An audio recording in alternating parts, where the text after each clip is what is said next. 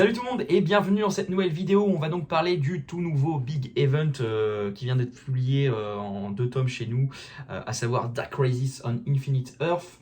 Donc un event de Joshua Williamson pour le scénario et l'incroyable Daniel Sampere pour les dessins.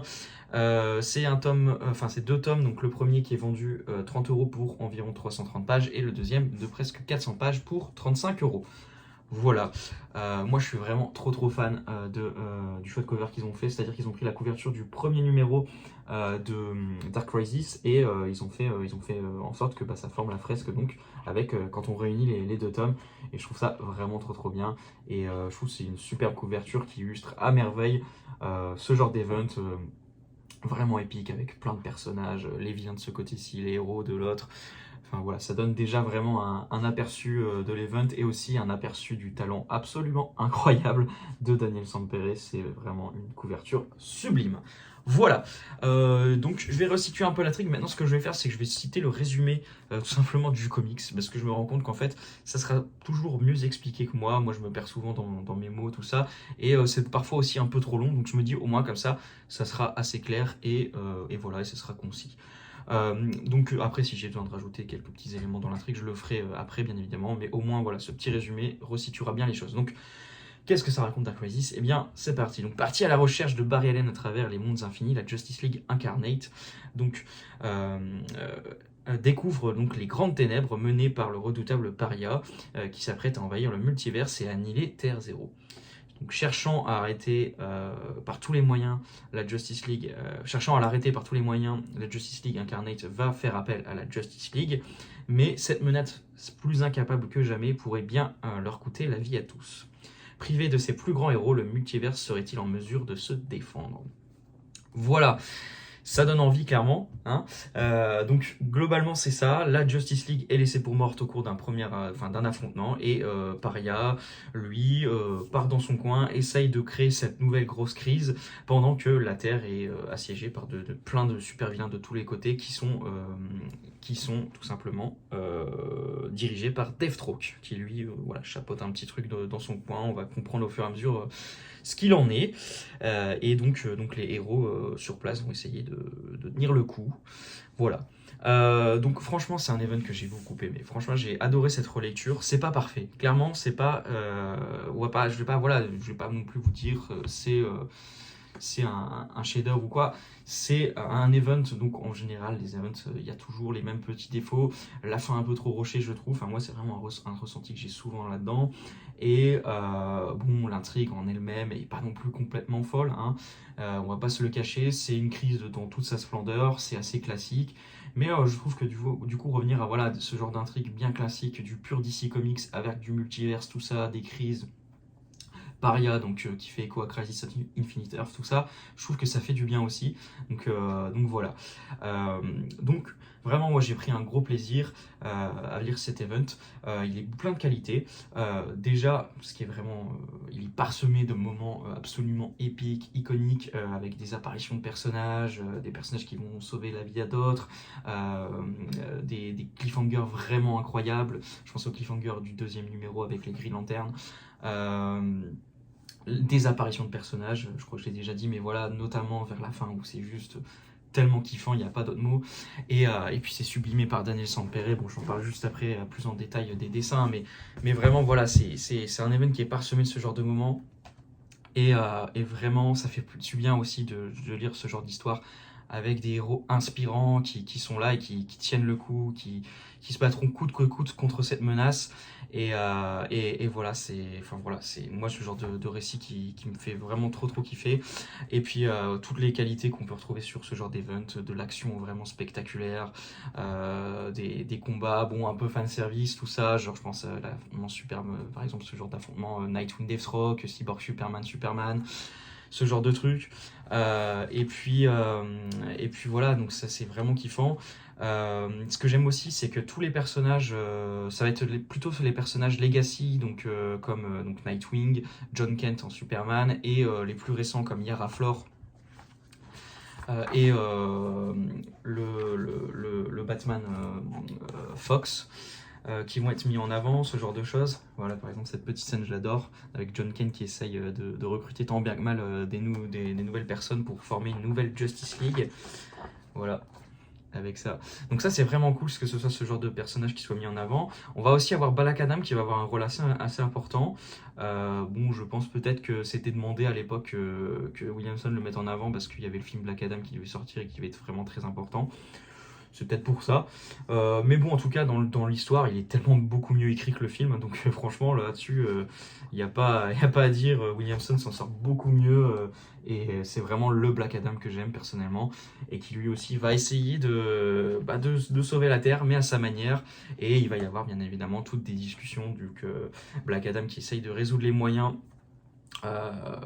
quoi qu'il en coûte et franchir certaines lignes que les héros de la Justice League ne voudront pas franchir et ça c'est vraiment cool. Donc là voilà, je vous montre les affrontements vraiment kiffants avec, regardez-moi ça, cette case là, il y a une apparition absolument incroyable de John Kent, comme ils le disent dans le comics, super timing. Puis il y avait aussi une case dans ce numéro, voilà, oh là là, c'est beaucoup trop beau. Donc franchement, voilà, c'est kiffant. Il y a plein de qualités de ce genre d'event et voilà, que j'aime bien. Les personnages sont, surtout au niveau des héros, tout ça, sont superbement écrits. Et voilà, c'est du comics, du super-héros vraiment inspirant, qui fait plaisir, épique. Donc moi, je me suis régalé de ce point de vue-là. Maintenant, les petits griefs que je pourrais avoir, ça serait que on nous dit en fait que c'est voilà, une grosse crise du tout le multiverse, tout ça, mais au final, les persos qui vont être concernés et les événements qui vont se passer, c'est principalement sur la Terre principale, donc la Terre 0, et avec que des personnages de la Terre 0. Donc on a un peu moins cet effet qu'on peut avoir par exemple sur un Infinite Crisis ou Crisis on Infinite Earth, où on va avoir vraiment tout le multiverse, tout ça. Là, même si les personnages le disent, dans les faits et dans ce qu'on nous montre, c'est plus et c'est seulement en fait la Terre 0 et la Terre principale qui va être concernée. Donc petit bémol. Pareil, le vilain pour moi manque un peu de développement et c'est un peu dommage et ça manque un peu de profondeur. Il y avait matière à faire vraiment quelque chose d'encore plus poussé, je pense, notamment avec le personnage de Paria, qui peut vraiment être intéressant.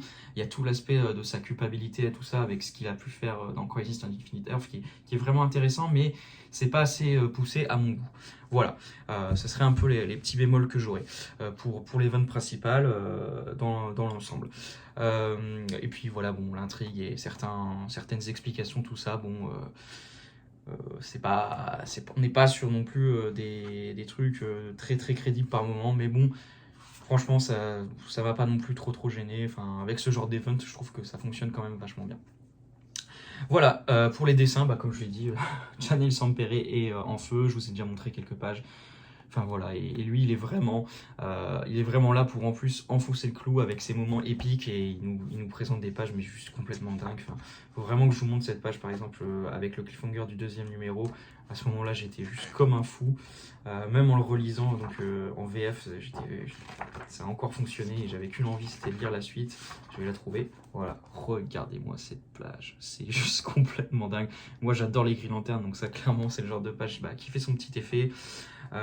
Pareil, il y a un affrontement qui est vraiment génial avec Hal Jordan qui crée la Justice League avec l'énergie de sa volonté. Pure idée, je trouve ça génial. Enfin bref. Voilà, donc franchement c'est kiffant. Je vais peut-être vous montrer quelques pages du dernier tome quand même. Il y a des pages que je vais pas trop vous spoiler. Voilà, des pages d'affrontement sans trop vous spoiler. Celle-ci, comme vous pouvez le voir, c'est beaucoup trop beau et je suis vraiment trop content que Daniel Sampere s'est retrouvé sur un projet aussi ambitieux chez DC parce qu'il le mérite et il l'a prouvé avec cet event, il est incroyable et c'est trop kiffant de le voir dessiner tous les personnages de l'univers DC. Donc vraiment, sur le plan scénaristique, il y a des bonnes qualités et sur le plan, il y a des bonnes qualités, c'est vraiment kiffant et sur le plan artistique, c'est juste irréprochable et c'est dinguissime. Maintenant, je vais parler un peu de détails pour terminer. Franchement, c'est quali dans l'ensemble. J'ai été vraiment agréablement surpris. Dans le premier tome, c'est quasi un sans faute. Enfin, c'est même un sans faute. Bon, que ce soit les prologues avec toute la partie avec l'affrontement de la Justice League, donc qui va être laissé pour morte, vraiment kiffant et dessiné par Rafa Sandoval. C'est pareil que j'adore et que lui, je trouve, on voit pas assez chez DC et qui mérite vraiment d'être plus mis en avant, je trouve. Donc ça, c'est vraiment kiffant. Il y a une page aussi qui est géniale avec l'Armée des Ténèbres. Je vais essayer de vous montrer si je mets pas trop de temps. Voilà. Donc comme vous pouvez le voir, l'armée est plutôt surpuissante avec Darkseid, Eclipso, Ares, Necron. Franchement c'est vraiment kiffant. Et ça aussi, voilà, ça fait vraiment, ça va utiliser tout le lore de l'univers d'ici et tout ça. Et c'est vraiment kiffant, j'ai trouvé.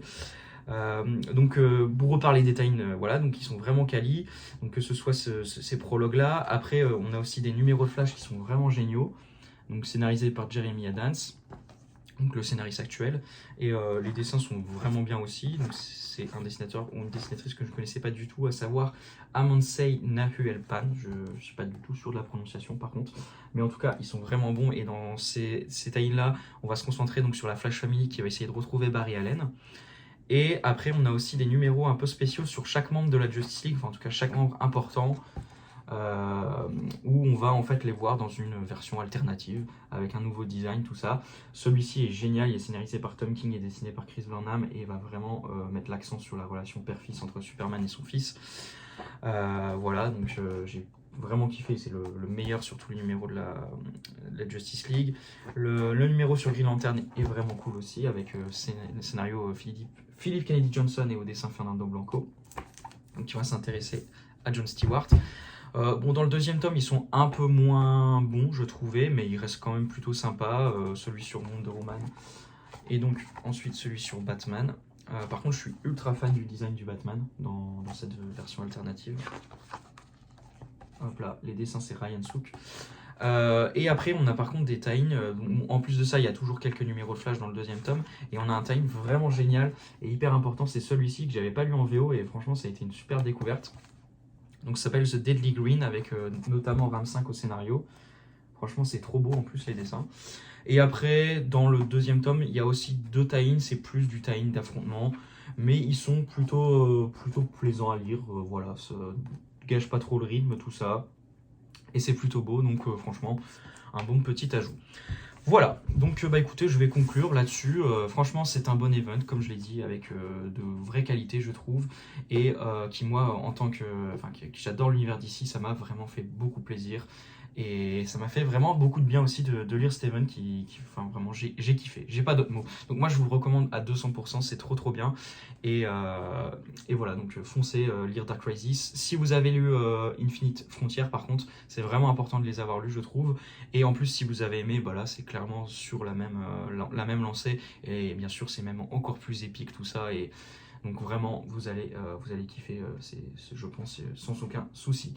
Voilà, donc pour moi, un très bon event et ça fait vraiment plaisir à lire tout ça. Et j'espère que je ne serai pas le seul en tout cas. N'hésitez pas, bien sûr, si vous avez lu l'event, à me donner votre avis dans les commentaires.